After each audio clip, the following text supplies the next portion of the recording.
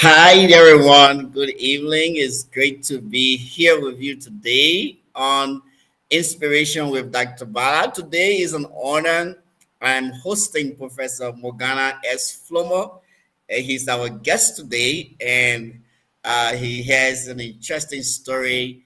And it's an honor to have the professor with us, and he gonna be inspiring us today. He has a very interesting story, and it's an honor to have him with us today.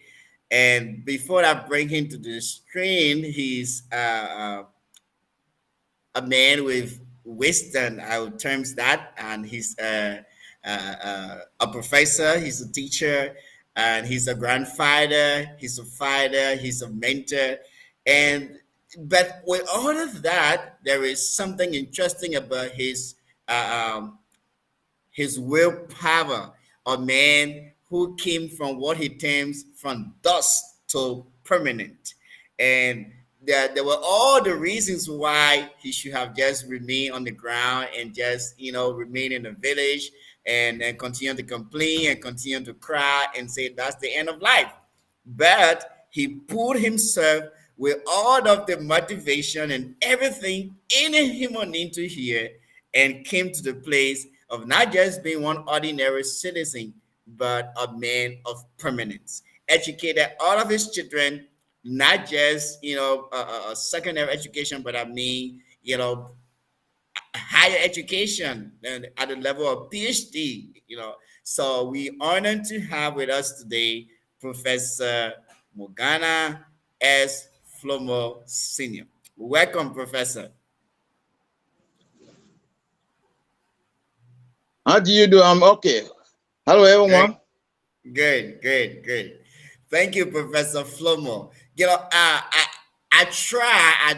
was talking to Naomi. I said I wanted the profile of Professor Flomo, but then I was like, no, I don't think I would be able to introduce him very well the way he's supposed to be introduced. So I will allow Professor Flomo himself to say um, in the very best way because introducing someone like you require summarizing like or else we spend the whole day talking about you, but So, definitely I try to just put in a summary, but then I think yourself will be able to say it better. Who is Professor Mogana S. Flomo Sr.? thank you very much. Professor Mogana S. Flomo is a Peleme from Bon County. He was born in the village in Belmont. He was born in the swamp where the mother and other people have gone to weep grass from the rice. And he was born in the swamp there. The first food that ever entered the mouth was a mud, the swamp mud. You see how God is good for a mud young baby. You put mud in the mud to take it in with all the dirt and all those things.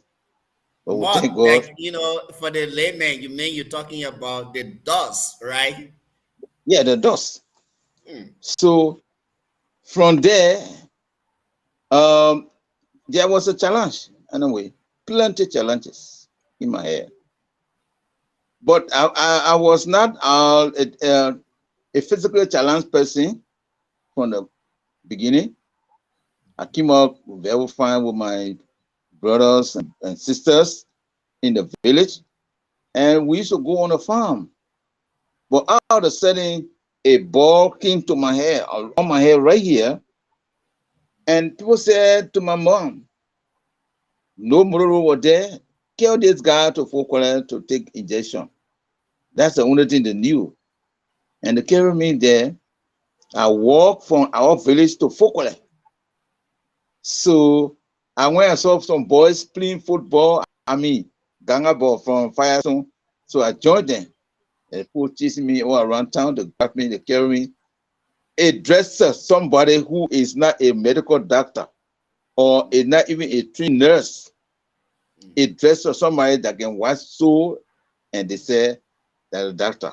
count, they will give you injection. I mean, we didn't know the difference. Mm. And they carried me, the man gave me the injection on my butt, and that was the end. My body trembled from my waist down.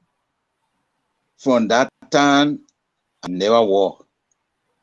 Wow. So, So Professor Flomo, how old were you at that time when this, aid gave you this injection that, it was like changed the story of your life? it was like somebody like 9, 10 years. 9, 10 years old boy. Wow. Wow. Wow.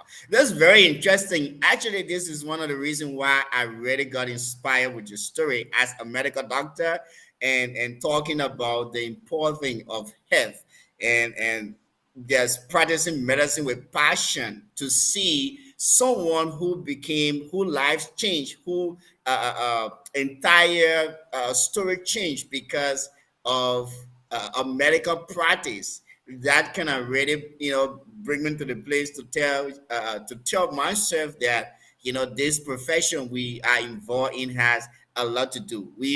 I consider angels on earth we should be able to help, but also we could be very dangerous that could instead of helping and we could instead harm, and that's very very important. A 10 years old boy just got an injection and the entire story of his life changed. He couldn't walk again. Wow.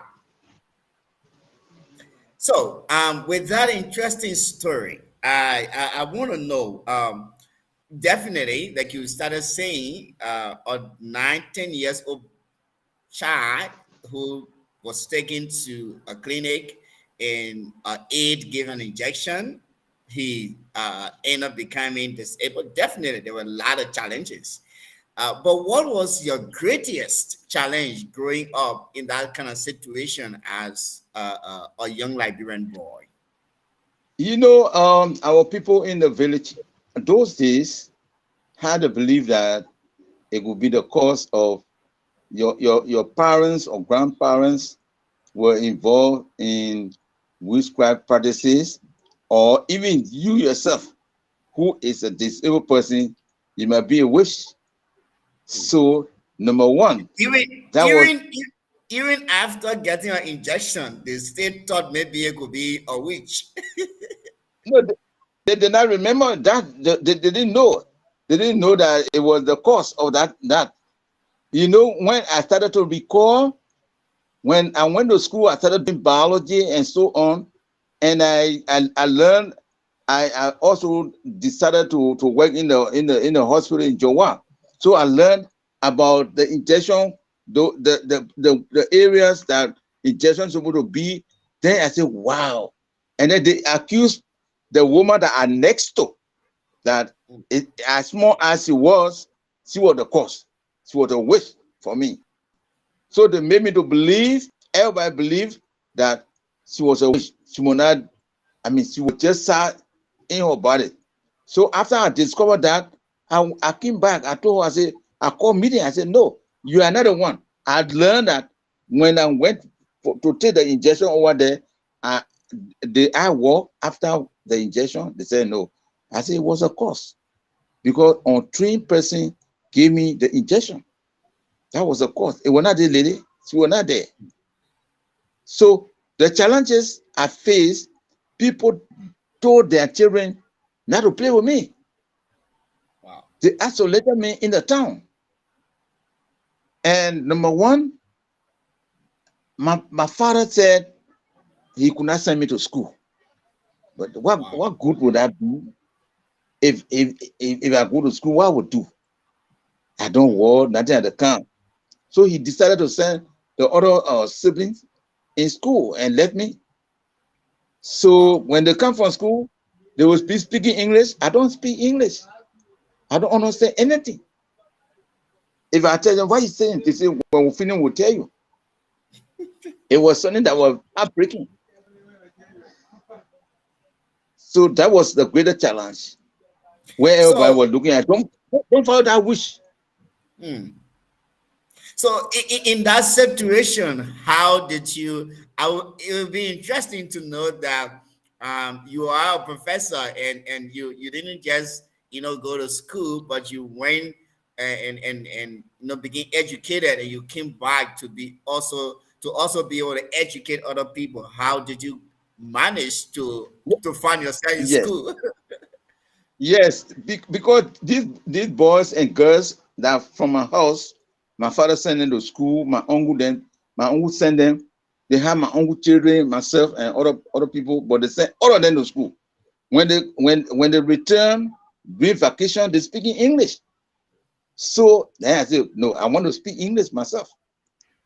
And I decided to go to school. And they said, no, you can't go there. You have to go to the farm. You'll be on the farm to be managing our chicken. When we come in the morning, we'll tell you, we'll give you small thing. We'll bring small cooler and other things. But I insisted. I said, no, I want to go to school. I want to learn how to speak English. That's how I went to school. And to leave from our town to go to Fokole to go to school, it was a distance. When the people going for weekend, I could not go with them. If I go, like we used to open in February, if I go to school, I will not go for weekend. I will stay there. When they are going, I close the door. I live inside until they come back on Sunday evening. So, but God help me.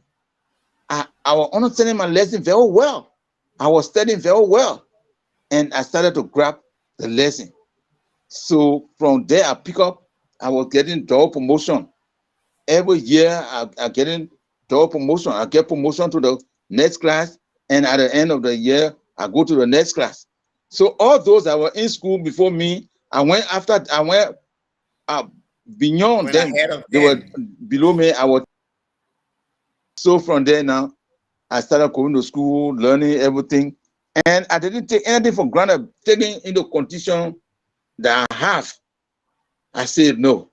Anything that I will come across to learn, I will learn it the best. So you are like, there is Because no wasted knowledge here. Like you yeah, making use of every opportunity. in Yeah. fact, I saw the people going to Pele school. I went to the Pele school and I do the whole school. As a Wow. I can speak Pele and read it well. Wow. Wow. Right now, Wow. as I speak to you, I am teaching Pele in Cyprus International University. I'm teaching Pele there right now with all the other courses I'm teaching, management Wow. courses.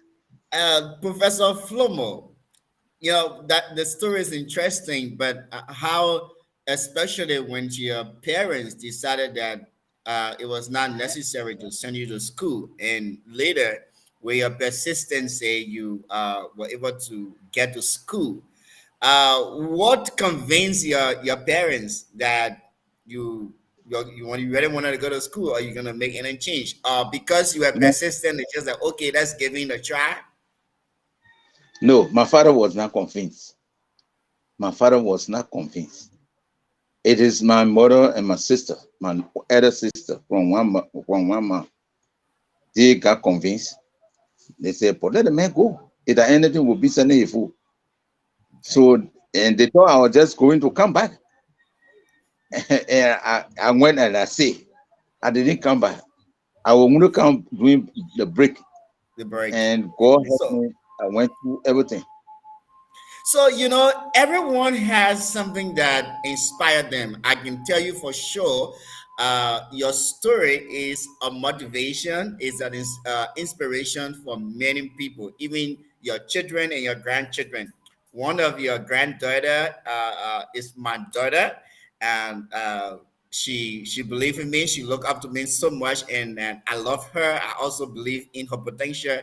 I have realized that your story, in fact, is the number one motivation for what she wants to be. That have kind of define the path she wants to take in terms of perfection.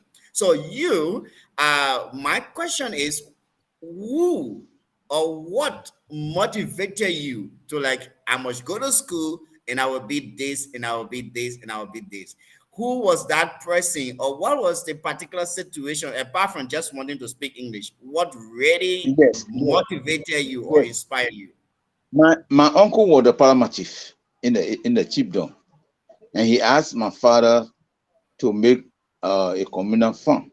They made a fund, and he bought one Mercedes Benz, black Mercedes Benz. Those days, if you get Mercedes Benz, people respect you much, and they respect you. They drive the children not to come around the car. So I sat down near the house, and I saw the car, and I said, I will buy a car like that. In my mind, but how do I buy the car? People say, you're joking. I said, but I'll go to school. When I learn, and I'll be able to buy a car. That's how I got motivated to go to school. Every time it will ring that I want to buy a car. I want a car.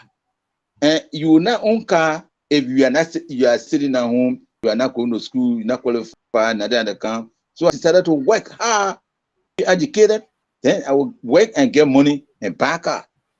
And I've been buying plenty car now. So did you really buy that same kind of Mercedes? It should be a kind of old-fashioned car nowadays. Yeah, I bought Mercedes. I bought Mercedes and other cars. I bought Mercedes. I sat down in the Wow. Mercedes. I said that this is the kind of This car that is I the wanted to dream buy. comes true. Yeah, I know that feeling when you have, a motivation, when you have a dream, when you promise yourself that, this is what I want to do, and when that dream is fulfilled, it is a complete different feeling, right? I told myself as a child that I wanted to be a doctor, and it was a very tough journey. But Okay. I graduated from college. I've been to different graduation, but the day I was graduating from medical school, and just that feeling that I am a doctor today, I can't just compare it to any other feeling. It was just so much different. Like, wow, I have dreamed Very, of becoming this, and today I'm a doctor. And so I know that very, feeling when you promise yourself, this is what I want to do, and this is what I want to be. When it's being fulfilled, it is a complete different atmosphere. It is a feeling you never, never forget. And so that was really yes. interesting that you could say to yourself that, a car that my uncle have, I'm gonna buy myself a car, even though people say I'm disabled. That's very interesting. And you didn't just buy a Mercedes. Now you buy any model you want to, right? Plenty. I got lot of different cars. And so let me go to the next question I want to ask you. I was on Amazon. I saw, a highlight of your book you wrote, titled "From Dust to Prominent." And definitely everybody was like, okay, but Professor Flomo's story, that's just a good title. And you mentioned in your introduction that as a baby, the first food you ate was a dust. Your mother put a dust into your mouth. And today, even though you begin disabled along the way as a child, but you still pull your way through to the place of permanent. And so that's very interesting, right? Before you talk about the book, well, that's the reason why you named the book "From Dust to Permanent." You want to tell us, how you carved the title? Not really because of mud, but I was looking up to where I'm from, where I was regarded as nothing in the society. Like as a child, everybody said, "No, don't follow that one. Don't follow that person. That wish." And I mean, people look down on you. So, and you have that kind of poor background, and nobody care to send you to school. Nobody care to buy you clothes. You get one clothes for a whole year, and so down the line going, I feel that I was in the dust, and from the dust to prominent, it means I had to fight my way through, make sure that even people say you can't make it, but with the persistence from my side and God blessing, I had to make it. If I see my children around me, my grandchildren, all going to school to learn, out of country to learn, it means I have become a prominent person. I don't have to be having millions of dollars to do, but I'm very proud that all the children I have, they are all educated. The last child is in Morocco right now. Great. So, what motivated you to write this book? You have just, you have come from dust to permanent. That's you. You achieved. That's okay. Why you decided this is something good, because that one of the reasons why we having you here today. We think this kind of story should be heard. There are people You who need know, to be inspired. You yeah, know, you before I let you talk about the book a little bit, I personally have been inspired from books written by people I have never met before. But there's just so much I've learned from those books, and so I think it was a worthy cause. But what put you? Was it the story behind From Dust to Permanent? This book, it means that anybody can change. If you anybody? determine to change, you will change. You can come from nowhere and become somebody. So I try to inject that title for people to see that you don't if you don't have to be way up there before you strive to become permanent. You can you can work hard based on yourself, what you want to do. You focus and don't let anything to detract you. Like you just told me about your vision to become a medical doctor, and that's what you are looking up to. You have a lot of graduations going in place, high school, college, going to school, do all those kind of things. But the day you receive your degree as a medical doctor, your belief, your plan will actualize.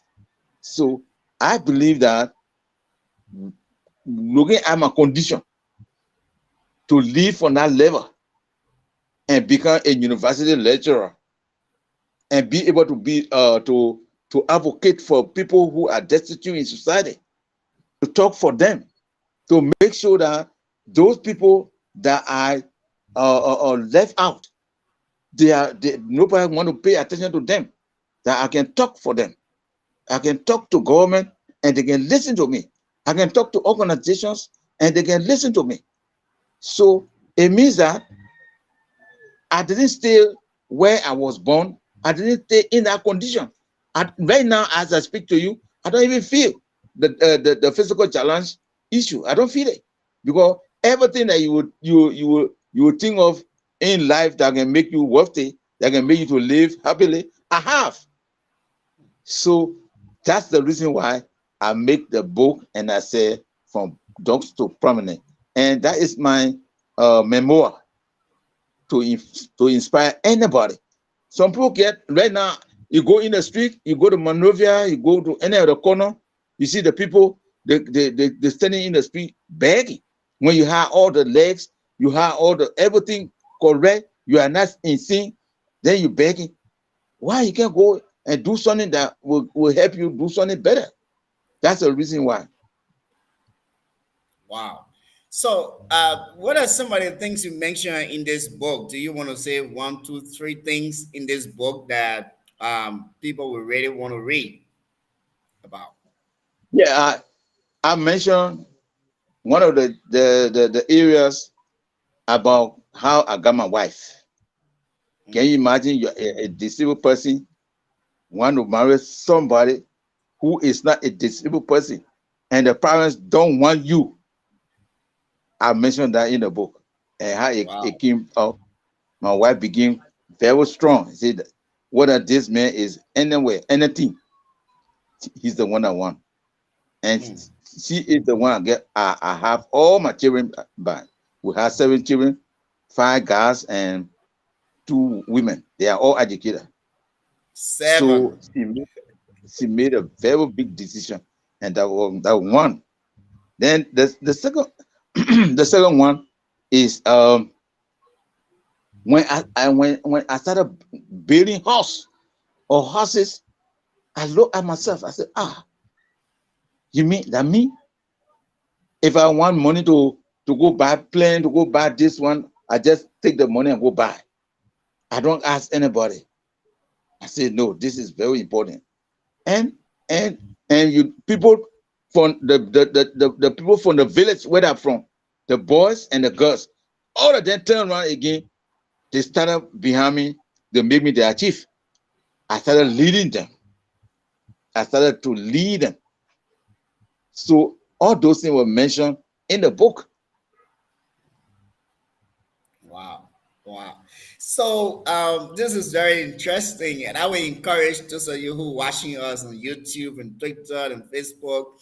You can go to Amazon. It's a very interesting book. You can buy it. You can get it. It's called From Dust to Permanent, and you just put it in there. You can get his book.